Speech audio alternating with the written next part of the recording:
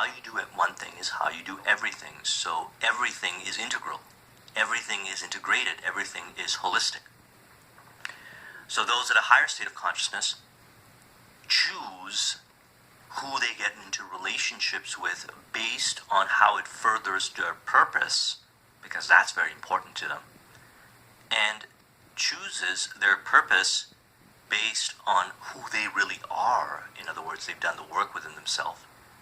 And once they've discovered this magnificence of purpose, this responsibility that was given to them by the infinite intelligence, they're excited and motivated to work on it every day and every night. And everything in their life contributes to that purpose. Why? Because it's that purpose that brings them, the money and whatever they need to survive and grow and enjoy life, the physical resources. And it also contributes towards the evolution and betterment of others. And there's a deep spiritual fulfillment, a connection with the infinite intelligence that they feel purposeful. And the resources, the abundance, and the help and the guidance is provided just like that. So they want to maintain that. And they maintain it by taking inventory of every other area of their life and asking themselves a question. Does this contribute? Does this person, does this thing, does this environment, does this situation, does this business deal contribute towards this vision that comes from the divine? Or does it not? If it does not, then I'm not going to participate in it. Because if I start participating in that, I'm going to have to use force. You're going to have to hide and pretend. You're going to have to lie. You're going to have to do all these things to try to manipulate and control people.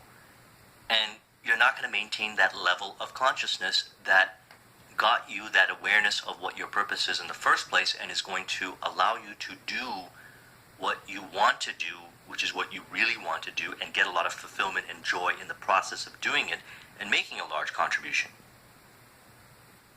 That's why integrity with yourself and others is so important.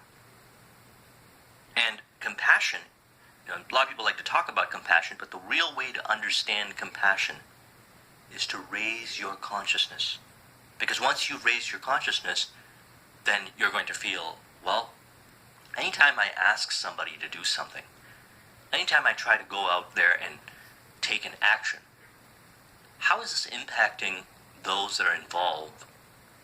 And do I have the level of awareness to see clearly or feel how it impacts those indirectly who are not involved? If it's positive, then I know that I'll be maximizing my output. There's a concept I learned from Jay Abraham, and that's the highest and best use theory, highest and best use.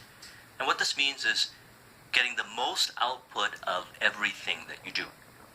What's the highest and best use of your time right now? Because you have time, energy, and opportunity cost. Well, what are you weighing it up against to determine if it is highest and best use?